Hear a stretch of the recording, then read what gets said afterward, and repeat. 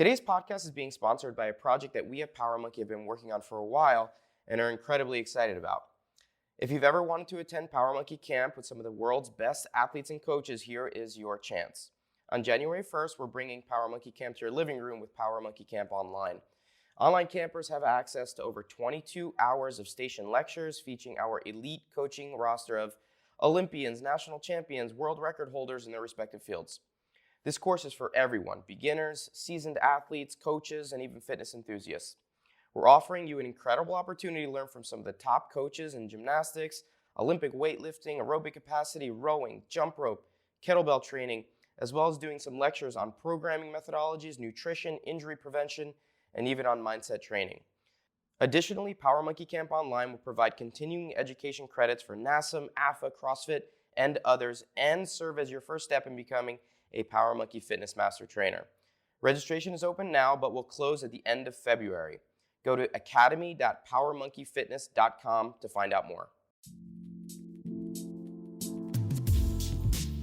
Hey everyone, welcome to another Power Monkey podcast. On today's episode, Chad and I interview Dr. Sarah Duvall. Sarah is the founder of Core Exercise Solutions, which is an incredible resource for women out there who are looking to become stronger and healthier pre and also post-pregnancy.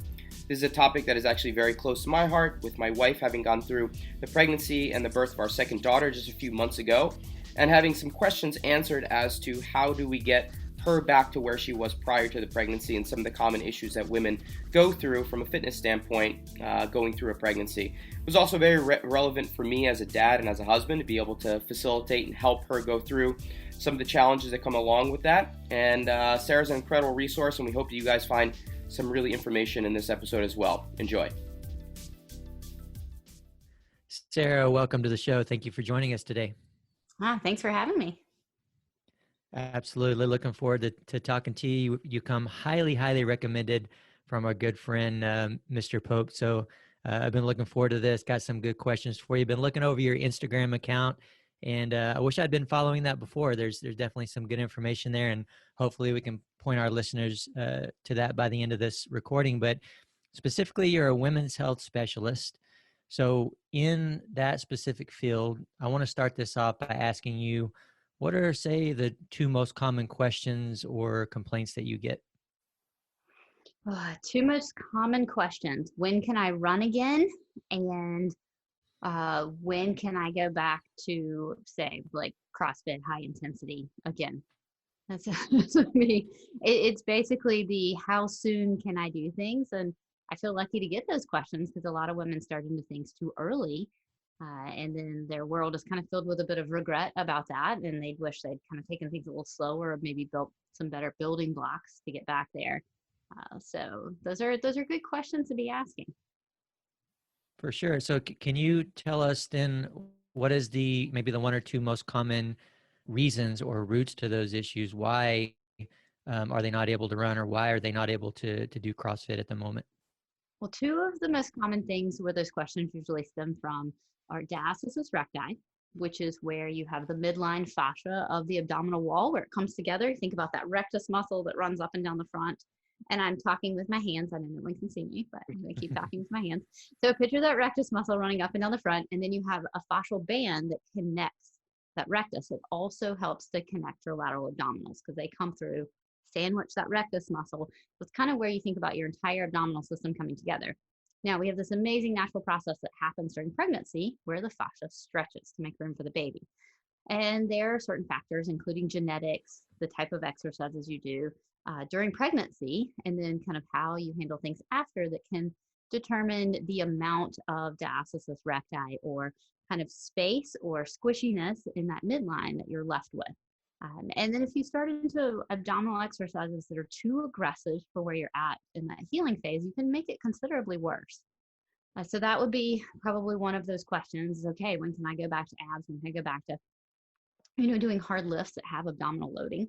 And then the running generally stems more from pelvic floor issues. So women that are experiencing leaking postpartum, some leaking immediately postpartum, like in days, that first or second day postpartum can be completely normal, and that will often resolve. But then there's a handful of women where it doesn't. So you're dealing with leaking, you're dealing with pelvic organ prolapse, which is where your pelvic organs start to descend down into the vagina or out. And I know that sounds very scary, but it's not as scary as it seems. And it's, a little bit normal, kind of like having diastasis recti and needing some physical therapy to help with management. Yeah. So what then how do you address those issues, right? And two, you talk about leaking, and something that I never noticed in weightlifting before, and I notice more now. Maybe it's because I'm not, competing as often. I'm more observing from the outside looking in. There's a lot of female athletes that leak on the platform that haven't had a pregnancy before. So, it makes me wonder what is the base to that issue, and how do you fix that?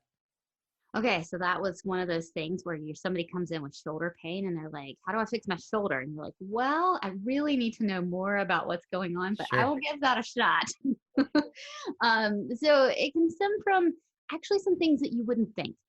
So oftentimes in athletes, we have more of a heightened muscular response, right? We'll end up with some tightness, some, maybe hypertrophy that doesn't have quite the tone that we're looking for. So sometimes you can end up with kind of a higher tone in the pelvic floor as it works on managing pressure from lifting heavy.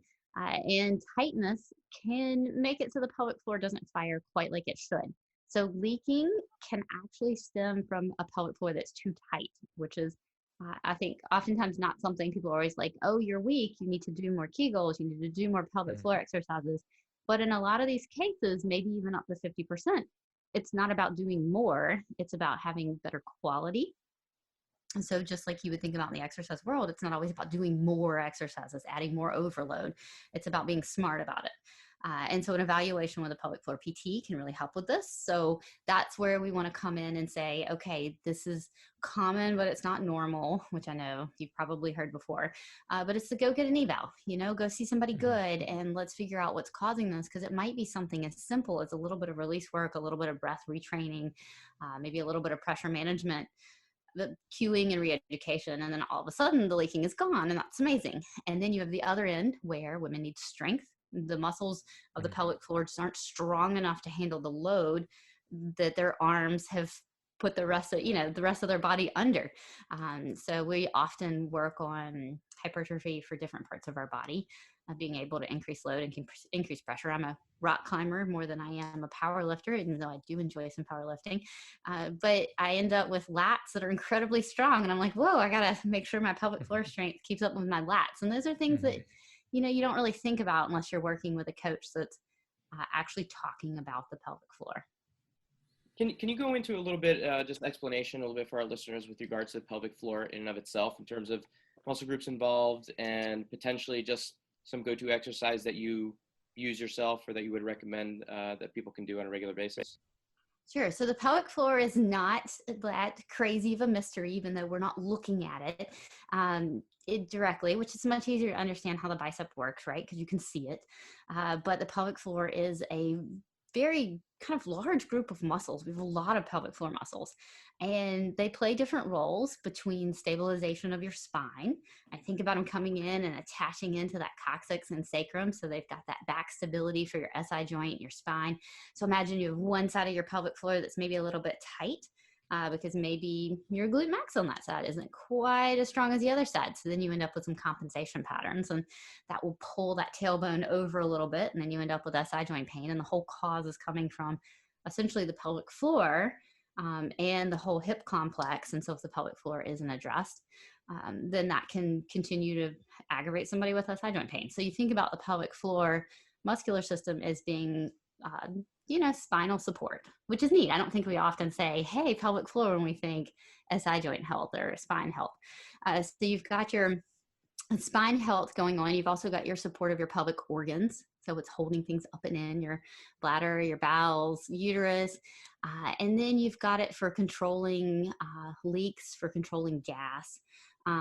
So you've got thinking about that as kind of closing off muscles, just like you would stop gas if you were in an elevator, and it would be a horribly embarrassing time to let gas out. So you've got that going on. You've got closing, you've got lifting, and then you've got stabilization. So you trip, catch yourself, step off a curb, your pelvic floor is going to be the first thing to fire to help catch your pelvis and spine. Hmm. That's super interesting. And with regards to exercise, I'm sure everyone's recommendation, what you would recommend for people to be able to strengthen certain areas are all different. But do you have kind of a go-to that you would say, these are ones that you should be doing on a regular basis, prior to your pregnancy, post? Is there something that you kind of do on a regular basis just to kind of strengthen those muscles in general? Yeah, so I do not usually blanketly recommend Kegels to women. So Kegel is a man's name. It was a doctor who first said, hey, you need to strengthen your pelvic floor. So they named it after him.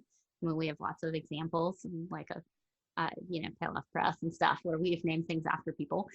So it's named after a physician, I think from the 1950s. And so if a woman has maybe tightness in her pelvic floor that she needs to deal with, we don't want her doing a bunch more contractions until that is dealt with. So you've got to kind of know the situation on the pelvic floor to be able to answer that question well.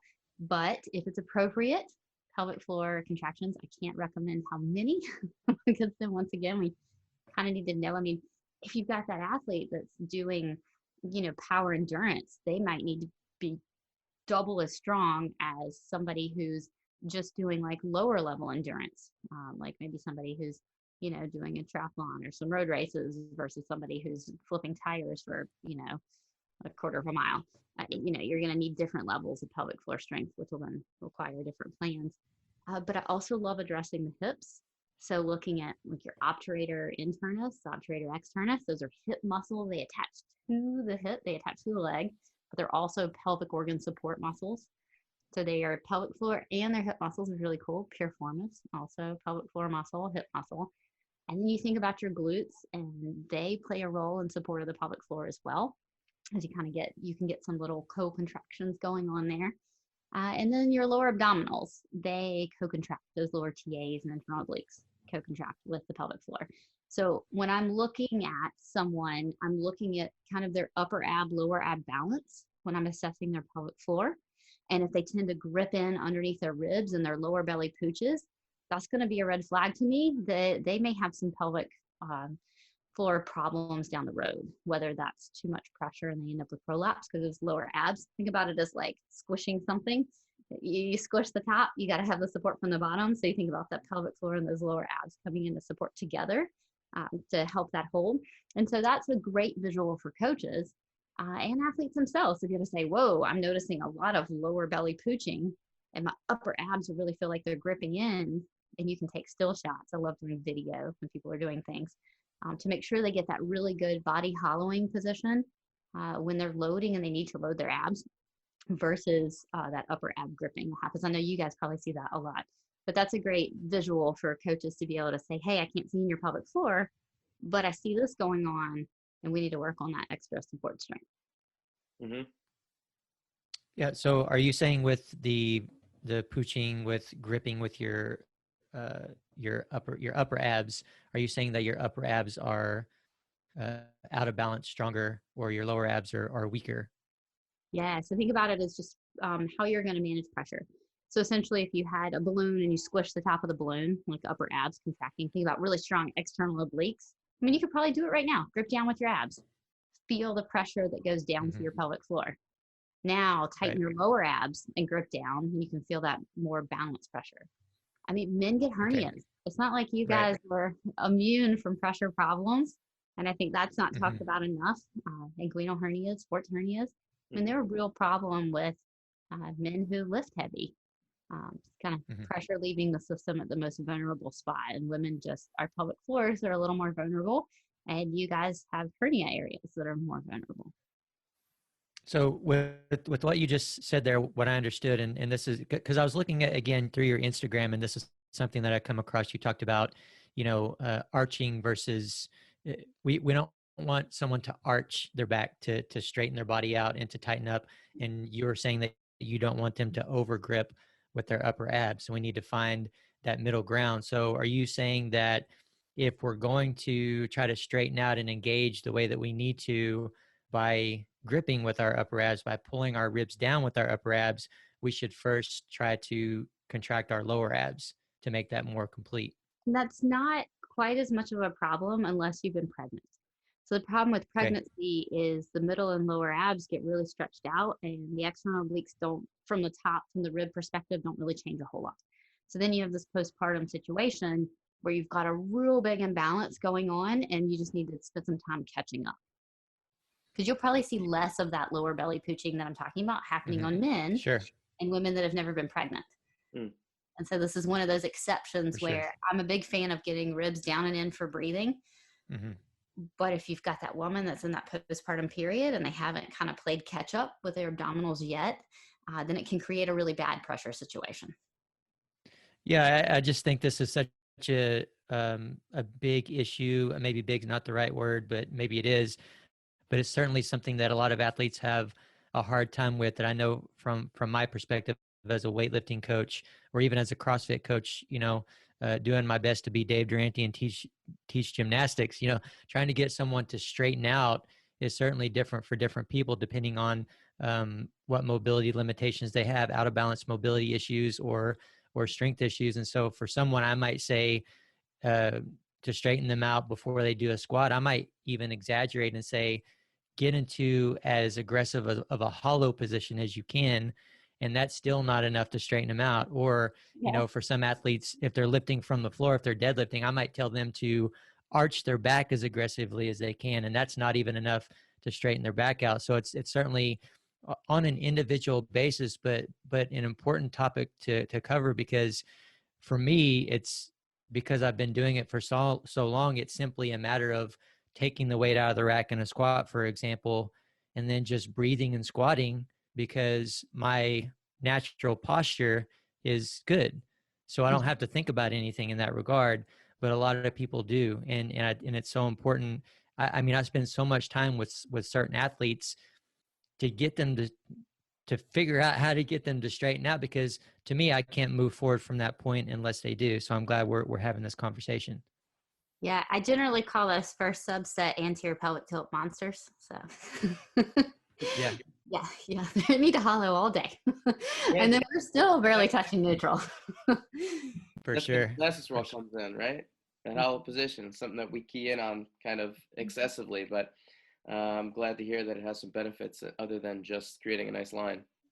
Oh, Well, lots Dave, of you guys might be too hollow. You might not be able to That's true. to arch quite as much as we Sure. need you to. But before we move too much further forward, I wanted to come back to, I'm sorry to bring this back up, but the leaking topic, because a lot of athletes, again, or a lot of female athletes specifically, do that on the platform when they're lifting, and they also do it during double unders. And what I feel like I've found through the years, and even as a coach and a teacher in the community, I've found myself overlooking it. And so these athletes, when you speak to them, when they're like, oh, I just got to go to the bathroom and clean myself up, or no big deal, I peed on the platform again, let's clean that up and I'll do my next attempt. So I feel overlooking the importance of fixing that. Would you agree with that? Do you think that is something that is a sign of a bigger issue, something that deserves more credit than they're giving it? Well, I think that as a whole, I'm really happy with the industry and the amount of attention it's getting and the amount of kind of normalcy to make women not feel embarrassed. So I think that is a beautiful thing. I think just for something that used to be so hidden, nobody ever talked about it. It was horribly embarrassing. Now it's kind of come to light and it's almost like a badge of honor. But we need to step back and say, you're not going to tell somebody to do pull-ups until their shoulder hurts. As a coach, you would be like, that would be terrible. I would never do that. Or say, let's squat until your back hurts. So in some instances, I kind of see it the same way. It's maxing out to a point where the body hasn't been trained to handle that amount of load yet. Now, whether you're leaving behind somebody's low back, whether you're leaving behind their knees, and maybe in the situation, like if it's not a regular training day and they are truly maxing out, then, and they leak a little, I'm not going to be the first one to sit and say, oh, they've got major problems, let's stop, never max out. I mean, there are times where there is just a lot of pressure and things happen. Just like if somebody's trying to max out pulling that bar off the floor and they have a little bit of low back soreness after, we're just gonna be like, well, that was max out day. But if it's happening day in and day out in their regular training, I'm really going to want to take a closer look at that person and say, okay, did we exhaust all of our options? Are you going to have shoulder pain every time you do pull-ups and that's just your life? Did you do everything you possibly could to work on that? So I kind of like seeing it as, hey, this could be an injury to the body or an area of injury and an area that we can improve upon. So instead of just throwing in the towel or saying, hey, it's normal, because my concern is that, okay, so if it's just some tightness, that's probably not the end of the world as far as potential for injury goes. But if they're bearing down, like if it's a pressure problem, which is creating the pressure for things to leak, then what happens when maybe they overload a little too much one day? What happens when they hit menopause and they start to lose some hormones? A lot of women hit menopause really early and they're still lifting heavy. And then all of a sudden they find themselves with pelvic organ prolapse, or what happens when they're trying to come back postpartum. So I think there's a lot of cases of prolapse that could be prevented if we could step in there and help women manage pressure better and just understand what's going on. And it could also just be a breathing strategy problem. It could be as simple as, hey, let's work those lower abs a little bit. Let's work your pelvic floor in a different way. Let's maybe their left hip sits, with the femur pinched more forward in the socket, and then that disrupts the ability of their obturator to contract well, which then throws off their whole pelvic floor. And so if we can just fix that one hip a little bit, that might nag them when they have really, really hard workouts, or maybe that's why they don't want to run more than 3 miles, because then they end up with deep butt pain and hip tightness. So sometimes I find when I start pulling back those layers, there's more than one thing, and there's usually other things connected with it, whether that's a little back pain or back tightness because their breathing system's off, whether it's piriformis pain, deep hip rotator tightness. Coming from the orthopedic standpoint, going into women's health after being an orthopedic PT for a while, those layers, there's usually more than one. So that's pretty interesting. Well, can I jump in really quickly, Chad? Yeah, I was just going to say there's many other reasons why people don't want to run 3 miles, but that's, yeah, I get you. Chad can make a whole list for you on that one. Exactly. So we've been talking a lot on various podcasts with regards to breathing, and it's become like a really hot topic with this particular year. I don't know what 2020 was with breathing becoming kind of a hot topic, and with regards to how it applies to the fitness industry. And you mentioned breathing as something that you recommend, and I see it, on your website as one of the things you recommend too in terms of building pelvic floor strength. Can you talk a little bit about your recommendation and the way that you approach breathing techniques and how they work into you working with clients? Like, how important is proper breathing, and what does that look like in terms of how you view it? Sure. So I love it when we can make things simple, right? When we can incorporate the whole body and we don't have to get too overly specific. So the diaphragm works with the pelvic floor that also works with our glottis. So if you close your throat, like hold pressure in your throat and then try to exhale, that's how you brace out, right? By closing your glottis. Mm-hmm. Yeah? Okay. Yep.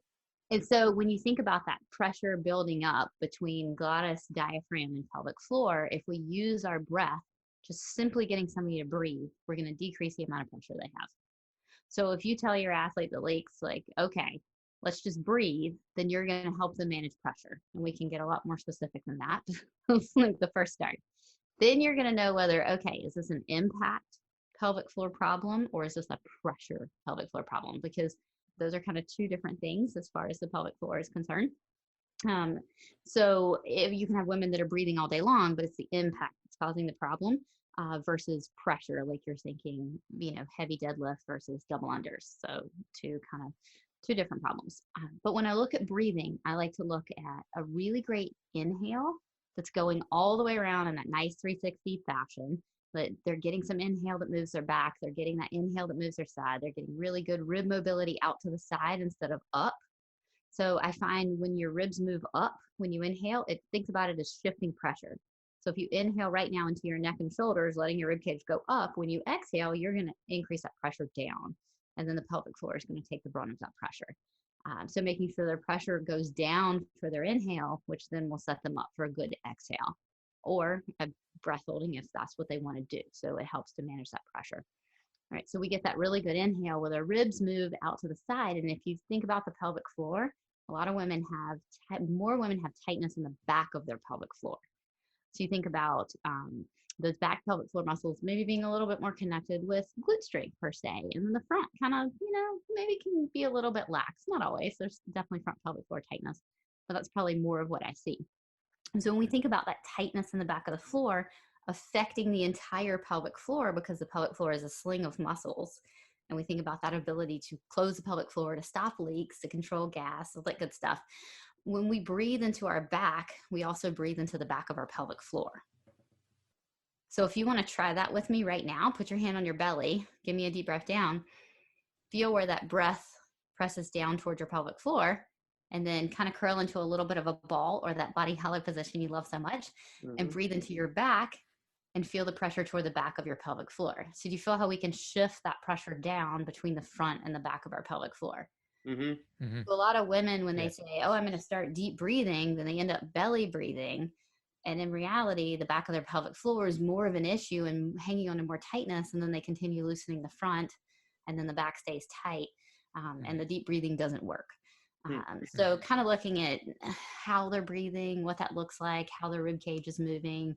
Are they getting good complete exhales? Do they use their abs too much for resting exhale? Or do we have good diaphragm movement for an inhale to set that up well? So just a few ideas like that. But I would say if there's one takeaway for anyone listening to this, have your athletes put their hand on their back, inhale into their back, feel that inhale go down toward their pelvic floor. And if a woman can't feel any pressure down to her pelvic floor, so if she's inhaling down and she feels like, whoa, I get right below my belly button area and I just feel like my breath hits a brick wall. There is no expansion of my pelvic floor. I don't feel that breath pressure traveling down my pelvic floor at all. And then that person probably has a good bit of pelvic floor tightness. If somebody doesn't have tightness, if they have maybe very weak, we call it hypotonic in the PT world, but kind of, I don't want to say lazy muscle because that's a bad word, but just muscle that wants to sit on the beach and relax, like, hey, I'm going to hang out until you make me work. That person might feel a tremendous expansion on their inhale down, and they may almost feel like a threat response. I typically don't see that quite as much in athletes as I do kind of more of the undertrained population. I see more of the tightness. But that's a good way to be able to use breath as a coach to kind of feel out like, hey, what's your pelvic floor situation? Especially if you've got that person leaking. Then you can say, hey, give me a big breath down. How far does that inhale go down? Tell me where you feel it stops. And if you do it on enough people, you'll be able to kind of gauge that. All right, whoa, they're like, no, I don't feel my inhale, touch my bottom at all. I feel it stops right here at my belly button. No matter how much I try to inhale down, then okay, they have some pelvic floor tightness, and you might be able to really help them dealing with that tightness. That's interesting. I'm trying to feel it, and do you have pelvic floor tightness? I probably do. Which is not an uncommon thing with athletes. I mean, your whole body's trying to keep up, right? And you do a lot of belly hollowing, a lot of high demand. And so, I mean, you probably have really strong pelvic floor muscles. Men have pelvic floor muscles just like women. Right. Right. Well, he's a gymnast, so he's all messed up. We know that. Yeah. So his pelvic floor is certainly messed up as well. But you mentioned earlier, we talked about breathing. Now I want to bring something else back that you mentioned, the hips. So looking at someone's hips, addressing their hips, could help address certain pelvic floor issues. And one of those things is tightness, as you just talked about. But one of the things I come across here recently, actually a conversation with a different PT, was talking about the relationship between left hip pain and constipation. Can you elaborate on that a little bit from your perspective? What is that specifically telling us about the pelvic floor or pelvic health, and what can we do about it? Okay, so when somebody says left hip, what I'm thinking is I'm going to immediately go, okay, PRI pattern, Postural Restoration Institute. Ron is a genius, but his theory is kind of we're uneven from the inside out, and so then therefore that affects the outside. So you think, we have an extra lobe in our left lung. Diaphragm attachment is higher on the left. It's going to make that left side want to spring out a little bit more, which is then going to shift our weight. So a lot of people end up shifting over to the right. Our left hip kind of loses that ability to turn in, to go into internal rotation. And so if we think about that obturator internus, obturator externus, we think about those pelvic floor hip muscles, piriformis, then we're thinking, okay, these are external rotation muscles, which means they need to fully be able to move into internal rotation to get really good length to then therefore work well. So when you lose internal rotation in that left hip, if femur moves forward in the socket a little bit more, deep hip rotators tend to clench or grip. You'll notice like more glute clenching on that side. And then that ends up creating pelvic floor dysfunction, tightness. So if we've got tightness in those deep hip rotators, tightness in that pelvic floor on that left side, then that can cause constipation. Because if any type of cinching effect prevents things from moving. I mean, it can happen on the right hip as well. Definitely if you have weaker glute max, but you just brought up the whole left hip thing. And so that immediately set off the left AIC pattern for PRI whenever I hear somebody who's a left hip controls things type theory. Sure. So the left hip pain, the left hip issues, that's leading to the constipation and not vice versa.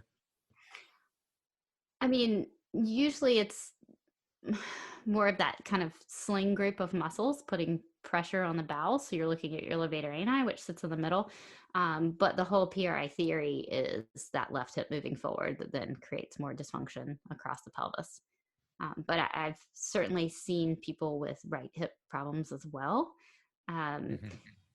So I think you've got to take people's history into account. You know, if somebody breaks their right ankle, and it shoves them over into their left leg for weeks on end, it's going to maybe change their patterns a little bit. And so just because everybody comes in with slightly different history, as much as I love the schools of thought and the theory, I find when you actually get into the trenches, nobody, you might see a good number of people that fit this perfect pattern that you learn at a course, but then you see another handful of people that don't, where you're like, okay, that theory is great. I swore I would never tell somebody to draw their belly button in, like during the day. I was like, that's awful. I would never tell anybody to do that because it creates this like cinching pattern in the middle and pressure system. And dang it, if not like one day after I had that thought of like always and never, somebody walks in, I'm like, really need you to draw your belly button in. And I'm like, okay, there goes any of my thoughts ever in my career of all or nothings. Oh yeah,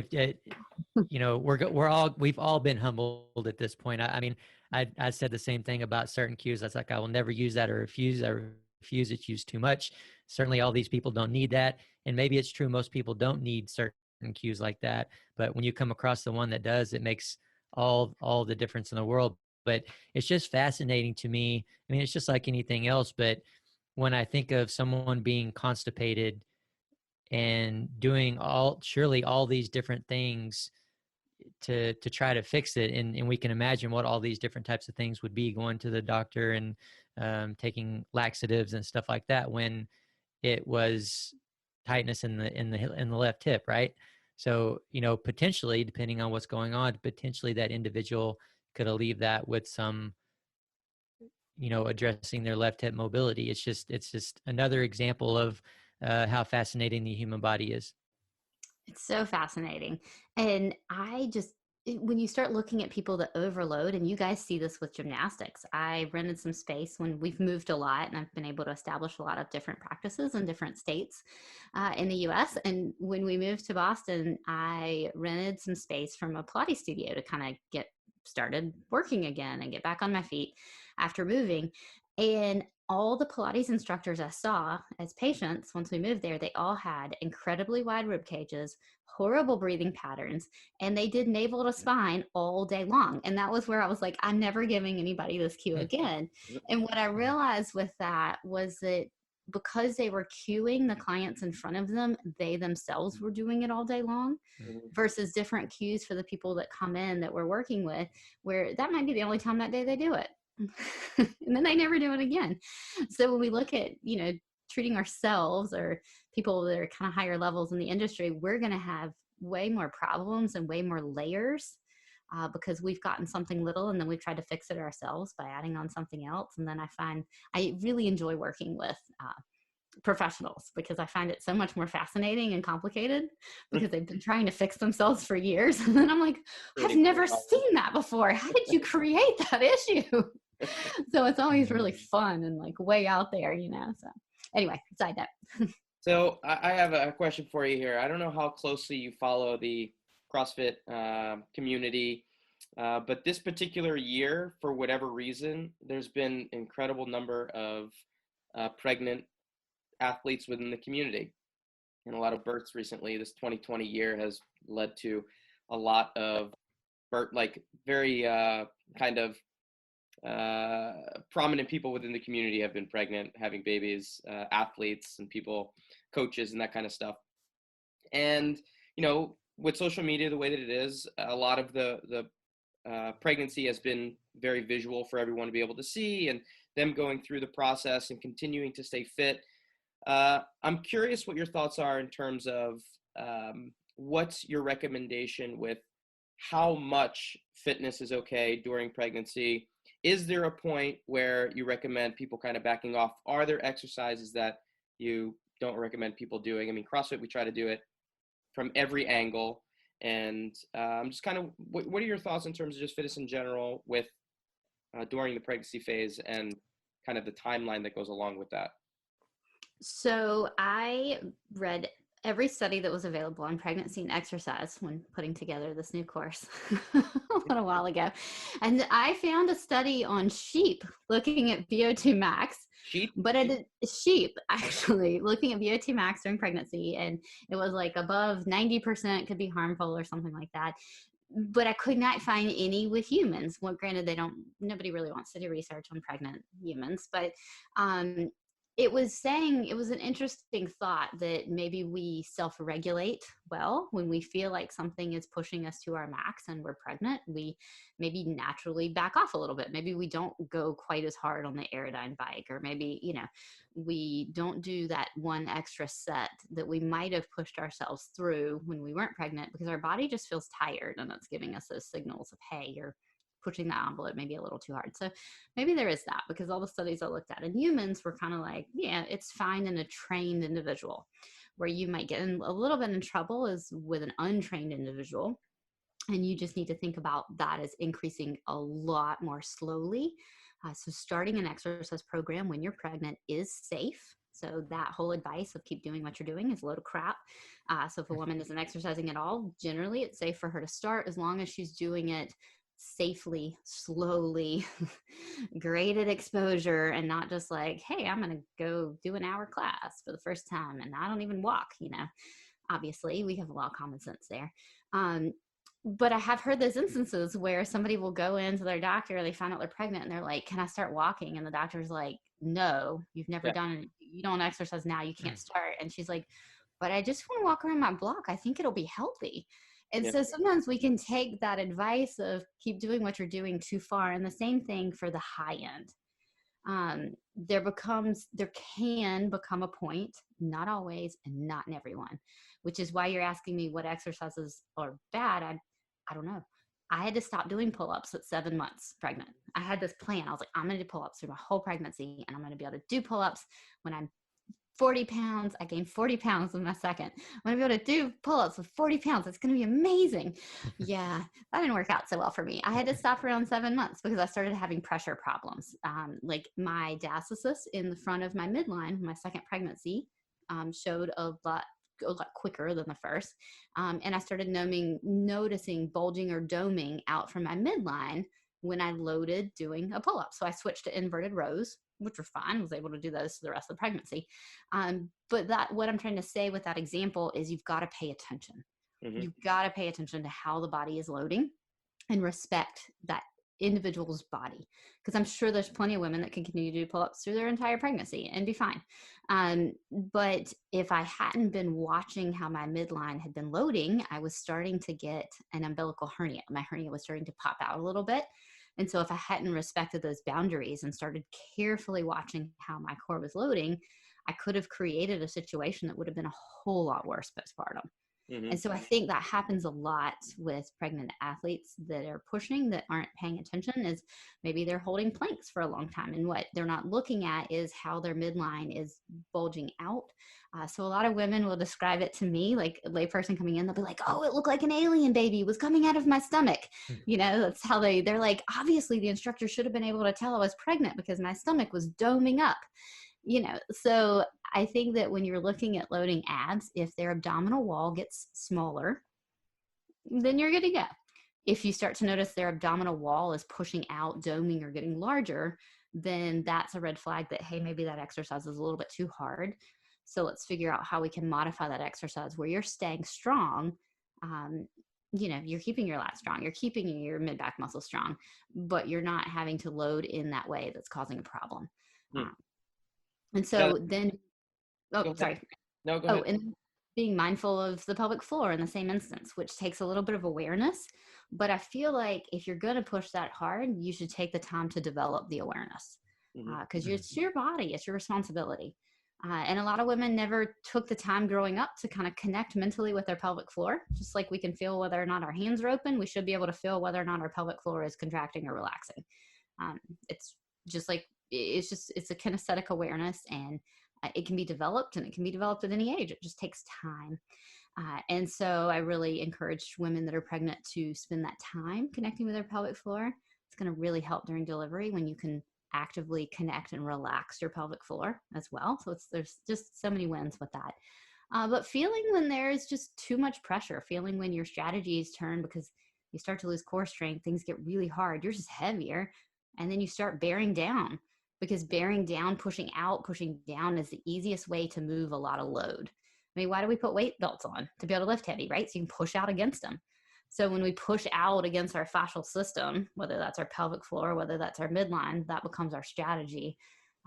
It's a little easier. You don't need quite as much muscle to do it, but things give, especially when you're in that pregnancy and postpartum state that are ripe for giving to be able to get a baby out. So what I'm taking away from it is basically, one, listen to your body. Like, everyone's going to be a little bit different in terms of. But you have to know what to listen for. And I think that statement of listen to your body can be very dangerous, because a woman's like, well, what do I listen for? I don't know what to listen for. I don't know what to listen for.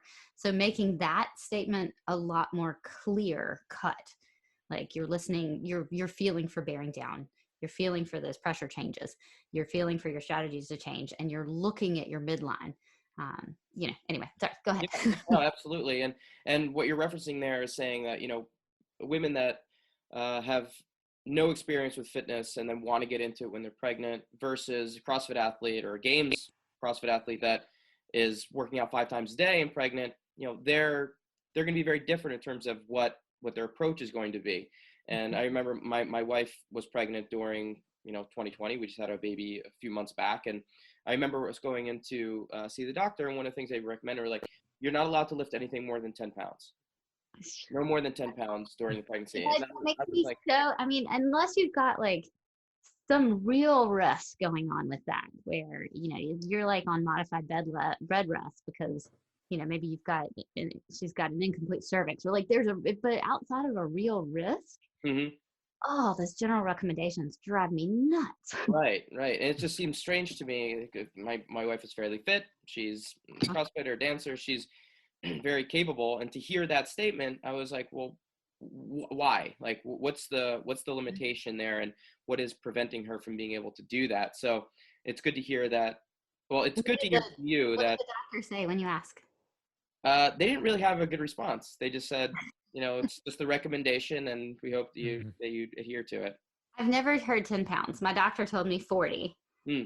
And that was when I was 7 years ago when I was pregnant, or 8 years ago when I was pregnant with my first. I was told 40, and I'm like, well, that's kind of random. 40 for what? Yeah, sure. I mean, you know, I could see how maybe when I'm repeatedly overhead pressing 40 pounds, that might be something to consider. Maybe, I don't know. It's still not that heavy.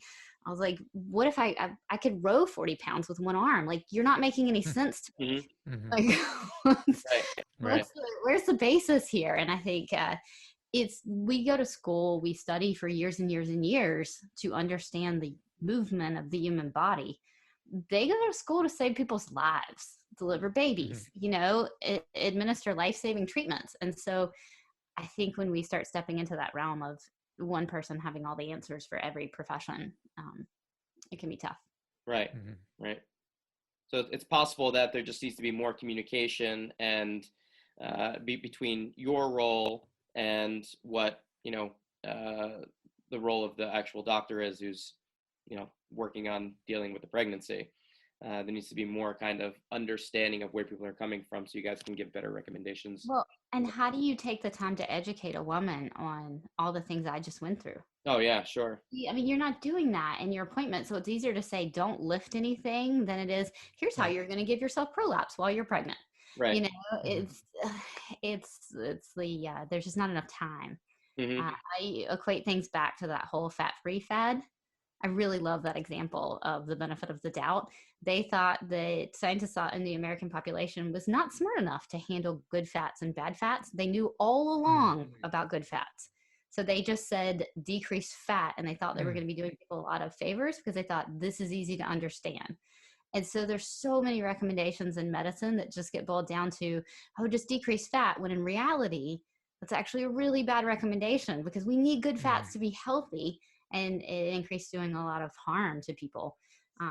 And so I feel like people are smart enough to handle it if we can take the time to actually teach them. Yeah, and there's always a simple and effective way to do that when you are an expert such as yourself. And, to me, it didn't take very long to understand completely where you're coming from. And honestly, I feel like, and I do think this is happening more, and correct me if you think I'm wrong, but I do feel like this is happening more with doctors, that they're trying to, and I think a lot of it has to do with CrossFit and fitness becoming more common, and everything that's going on with everyone collaborating and sharing information in the way that they are. So I do feel like some doctors are taking it upon themselves to be more educated on these types of things. But with all that they know and how much effort that they put in, I just don't think it's going to take a doctor, for example, very much time and effort to learn something like this, to give those recommendations that you just gave. And so instead of them saying, don't lift or don't work out or don't walk, they can quickly explain what they can do and how they can do it. Well, here's And a I script just hope for that, PT, yeah, or here's a good trainer's name. right. Here's a list of good people. Here, go get some exercise consultation if this is something you really want to pursue. Absolutely. And I hope that it continues, or I hope that it is heading in that direction. Yeah, that would be great, wouldn't it? Optimal world, everybody getting help from everyone they need would be awesome. Well, a lot of it is just, I mean, really when it comes down to it, and I know it's easy to get away from this, but it comes down to common sense. It really does. And it's those people that can put it to you in that way and make you understand simply. It's unbelievable to me. The whole fat thing is just unbelievable and frustrating and depressing. I mean, I can't even imagine if I would have, and I didn't know any better to even listen to that at that point, but I can just imagine if I was trying to be the athlete that I was on no fat. I Yeah, mean, right. there's no way. I And know. there's no way, And fat is so much more important for what I was doing than carbohydrates. It's just, I can live I can live with no carbohydrates, but I cannot live without no protein and fat. I'm with you. My body loves protein and fat. But that brings me back to belly breathing. And that drives me nuts when I work with coaches and they're like, oh, I just coach belly breathing. And I'm like, why? You know better. I know you know better. And they're like, well, it's just too hard to explain to people. I'm like, stop being so lazy. Sure, Drives me nuts. sure. Well, so one of the things that I wanted to ask you, and kind of going back to what we talked about, or what I mentioned in the very beginning, I was looking through your Instagram, a lot of really good posts there. I wonder from the perspective of someone that tries to keep up with posting on Instagram, which I'm not doing a very good job at right now. It's a full-time job in itself. So one, how do you keep up with that with your regular job? And how do you decide what to post? Do you ask for people to ask questions, or do you just take from what you see in the clinic? All right. So we are completely switching gears here. All right. Business hat. We are. All right. So I have a lot of help. I did not take on Instagram until my business was fully established and fully going. I couldn't touch it because I felt like I couldn't do it right. And so when I did decide to move into Instagram, I had a good bit of help. So what I do now Smart. is I make a list, and every time an idea pops into my head or somebody asks me a question, a lot of the simple things I post are questions that women ask me. I'm like, oh, I would have never thought to tell somebody that. And then they ask me, I'm like, oh, okay, well, that's a good video idea. Then I ask my listeners for ideas all the time. I'm like, especially my email list, I'm like, just email back if you want to see me do a video on something that's helpful. So I get a lot of ideas there.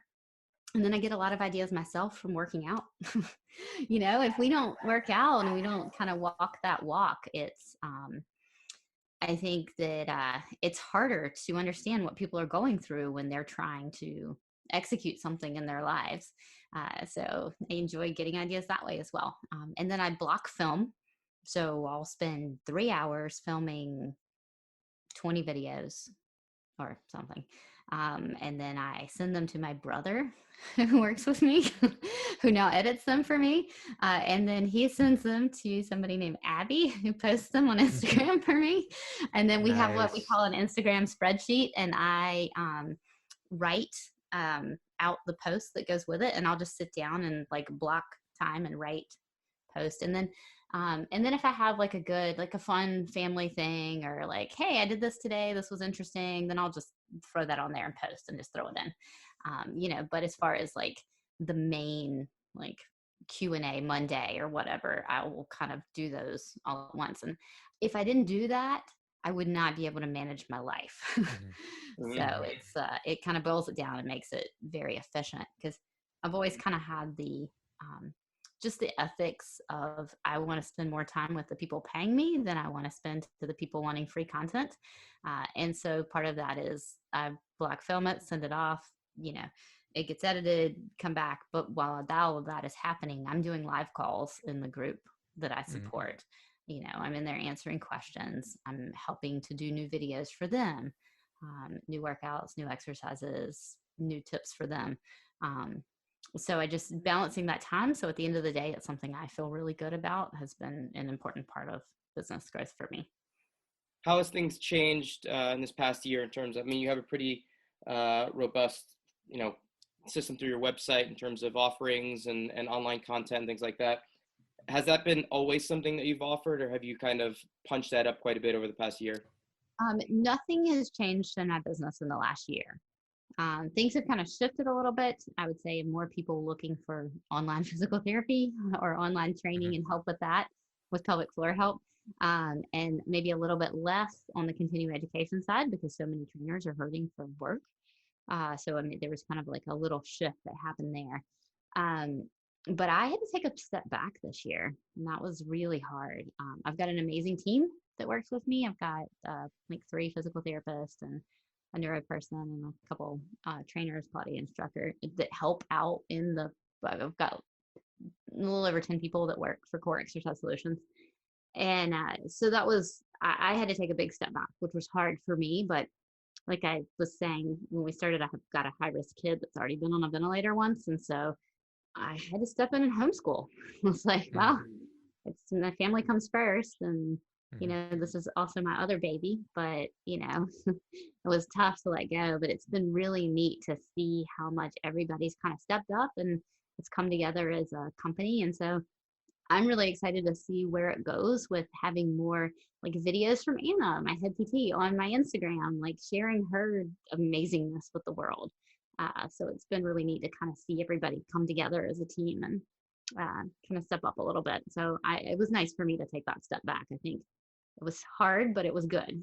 Right. In normal circumstances, are you also working in a clinic with patients in person on a regular basis, or primarily virtually? I was until I think it was a year or two ago. No, 2 years ago. 2 years ago when we moved from downtown Cambridge. We were in like downtown Boston. So we moved kind of to the outskirts. And then I saw like a handful of hours a week. And after that move, I cut my hours back drastically because it just got too much to handle.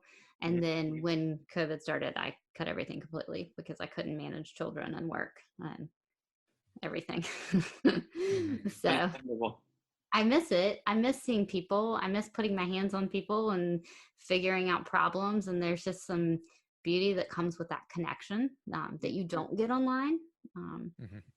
But, you know, this is what Yeah, I it think is. that's the same for us. I'm not going to speak for you, Chad, but we're so used to working with clients in person too, with our classes, our clinics, our camps, and we do some stuff virtually, but it's predominantly switched completely to virtual, and you do miss that connection to be able to see the person's progress, see the person's deficiencies right there in person, and it gives a little bit of a different feel in terms of how you interact with someone. Would you say the same for you, Chad? I don't know.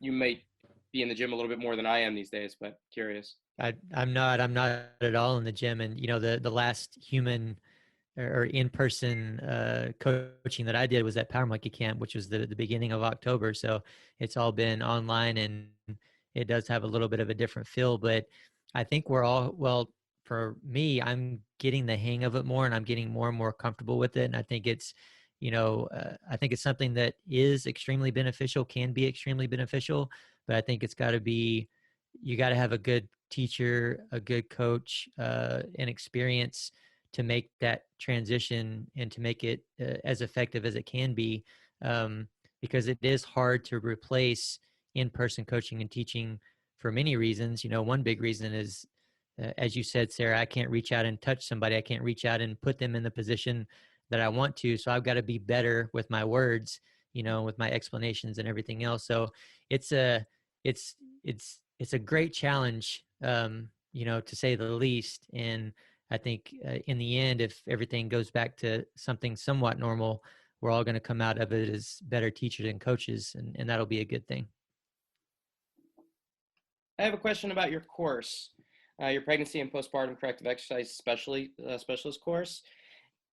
Going back to the question we were talking about earlier about, doctors being a little bit maybe conservative with their recommendations sometimes and not knowing certain things. Is this course specific to give other areas of the medical profession tools to be able to assist? Is this for athletes and women who are pregnant? Who is this geared towards, and what are you trying to establish with it? Okay, so I have two courses. So I want to talk about the course with Dan as well. Mm-hmm. So I did the PCS course, the Pregnancy and Postpartum Corrective Exercise Specialist course, for physical therapists, ortho, pelvic floor PTs, to kind of bridge that gap into, hey, ortho PTs, here's more pelvic floor PTs, here's a lot of exercises. And then for trainers and Pilates instructors and coaches to kind of learn a little bit more about, hey, here's the pelvic floor.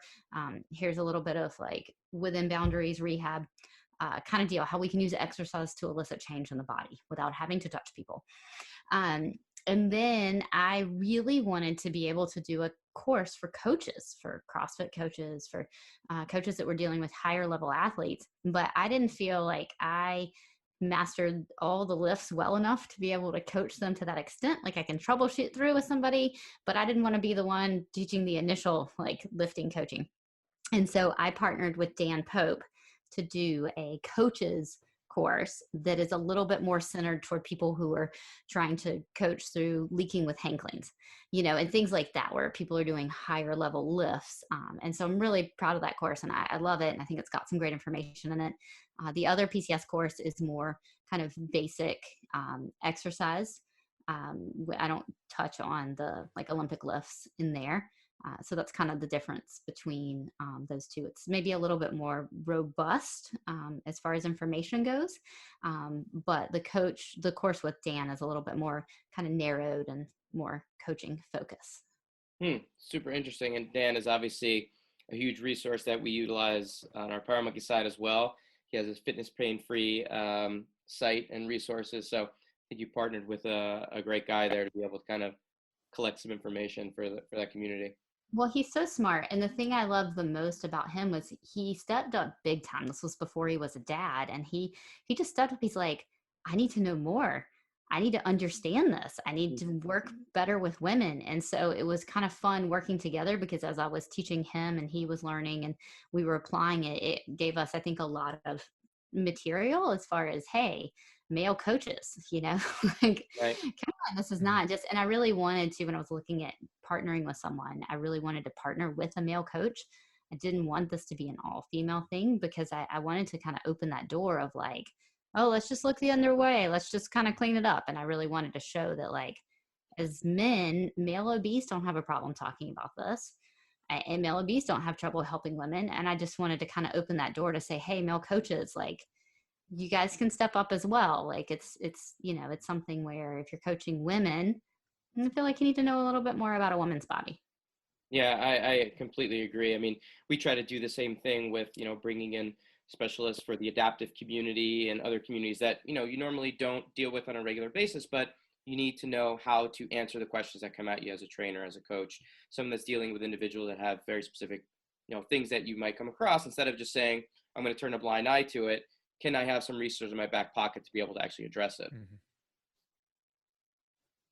Yeah, I think that's awesome. And I am excited that you guys even wanted to have me on for a podcast. Like, yay, talking about the pelvic floor on, it's neat. Thank you.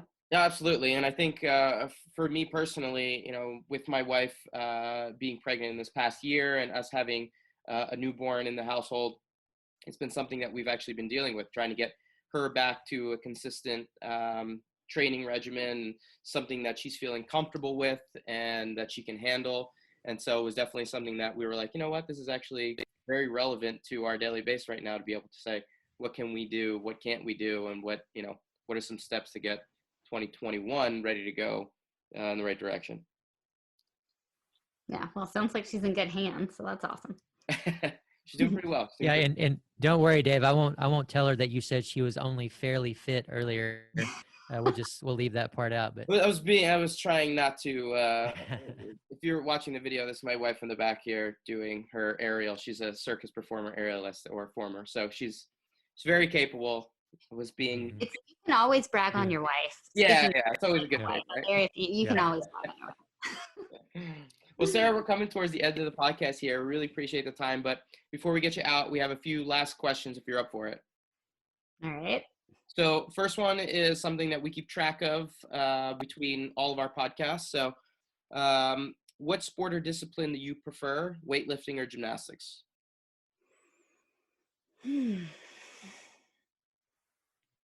There's no wrong answer unless it's gymnastics. But. Okay, so I was a college pole vaulter. Okay. And so I didn't do gymnastics growing up, but my coach in college got me into gymnastics a bit to help with vaulting. But I love weightlifting because, I mean, who doesn't love to move a lot of weight around? It's just fun. Oh, but I'm going to probably have to go with gymnastics. Just, I didn't know where you're going to go with that. I love flying through the air. I love just moving in like weird dynamic ways. And so yeah. Sorry. Oh, you got my hopes up so high there. You got my hopes up, man. I would love to do more gymnastics than I currently do. I definitely do a lot of weightlifting, but if I had my ideal world, I would be doing giants on a bar. Be where you come and be a kid again, and come bounce around and play around with us on the gymnastics side. But you might not want her to do that because we might be able to change your mind towards more towards weightlifting. But. No, you're gonna crush me when you're like body hollow, and I'm gonna be like, I can't. I'm so weak. All right, it's another point for me, Chad. Sorry, it's just getting embarrassing for you. I know it's bad. All right, question number 2. Is there anyone that you would recommend us having on the podcast? Anybody that you think would really stand out? Ooh, I have a lot of people. But I might need a minute to think about it. Sure. You can always say Dan Pope. He's a good go-to, but we've already had him on. We've already had him on a couple. Yeah. We'll probably end up having Dan on again soon anyway. I was thinking you were wanting me to go for somebody different. Yeah. No, we do. Oh, I have faces that are popping. I'm like blanking on names right this minute. Okay, can I get back to you on that? Let me get back. Absolutely. I have faces that are popping in my head, but getting put on the spot and forget everybody's name. For sure. And if you need to send us that recommendation at a later time, you can definitely do that, because we're keeping good track and trying to get all of these recommendations on the show at some point. But moving on into the next question, what do you most prefer, reading a book, watching a movie, a documentary, or a TV series? Oh, probably a good movie. We rewatched the entire Avengers series because Oh yeah, COVID, and I don't know. I love a good adventure movie. love Nice. So one of w- those. would that be your recommendation for the listeners as far as a movie to watch?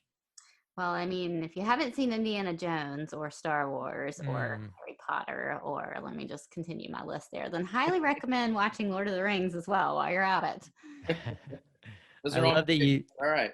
I love that you said Indiana Jones first. I love those movies. It's been too long since I watched them. Maybe Oh, that'll be favorite enough movie of motivation. all time. Yes, If I if grew up. someone out there hasn't watched Indiana Jones, I mean, I don't know. It'll change your life. I don't know what you're Right? doing. You're wasting your time in life if you haven't seen those. Good holiday movies. Throw them on. Well, Sarah, it's been an absolute pleasure. At least a couple really big major key points that I learned from you just in this conversation here that I'm going to be able to use as a coach for sure, talking about that breathing specifically and things to look out for there. Aside from the courses that we talked a little bit about, do you have anything else coming up? Any parting words that you want to share with the listeners? I just always want to encourage people to get a second and third opinion. So that's what I mean. If I have a online program, I'm happy to try to help people. Doesn't need to be me though. Just find somebody good. If you're not happy with the advice you got, or you think maybe, hey, I can get better advice, go ask somebody else. No one has all the answers. I don't have all the answers. No one does. So you might talk to somebody else who you think, hey, they know a lot, but then you talk to someone else and hey, they also know a lot, but maybe those aren't exactly the same things. And Mm-hmm. so I think getting more than one opinion, because we only have one body and we only have one life. So being able to take care of your body and being able to push as hard as you want to push and accomplish the goals you want, I think is important and something that we should prioritize. So I see too many people not seeking alternate opinions for various reasons. So that would be my encouragement, would be to tell people to don't worry about whose feelings you hurt. Go ask somebody else. I love that. Great advice for sure. And certainly I get to the point with some of my athletes when I've been working with them for, years or even a shorter amount of time and I can't figure something out. Hey, go see someone else. That doesn't mean you have to leave me completely. But let's get a second opinion on that. And I think that's important and great advice for sure. Now, Dave, it's been, 2 or 3 weeks since we recorded, I think. So there's probably been some stuff going on with Power Monkey. I wondered if you had anything to fill in the listeners on. Yeah, absolutely. So our Power Monkey Camp online, we've created an online experience for our in-person camp, and we're very excited about it. We've been putting a lot of time and energy into it. It's on pre-sale right now. It's going to launch January 1st, so depending on when this episode comes out, it might be all set and ready for you to pick up. It's certified with CrossFit, NASM, and AFAA. It's over 23 hours worth of content. It's amazing. It's basically similar experience you would get in person, but a virtual one. There's tests that you got to take. It's the first step in becoming a Power Monkey Master Trainer that we're going to be moving forward with in 2021. Highly recommend it. Yeah, I've been looking at just a little bit of that here over the last couple of days, and man, it's looking really, really good. Fantastic. Everyone working on it's been doing such an incredible job, and it's an exciting piece of information and material that we're going to be putting out. And I think it's going to make a big difference. So looking forward to it as well. But guys, also be sure to head over to powermonkeyfitness.com for that and other services and upcoming events. Also check out our Instagram pages for regular teaching and technical content at Power Monkey Fitness, at Dave Durante, and at Ollie Chad. And on behalf of Power Monkey Fitness, we're your host. I'm Chad Vaughn with Dave Durante. And until next time, thank you all for listening.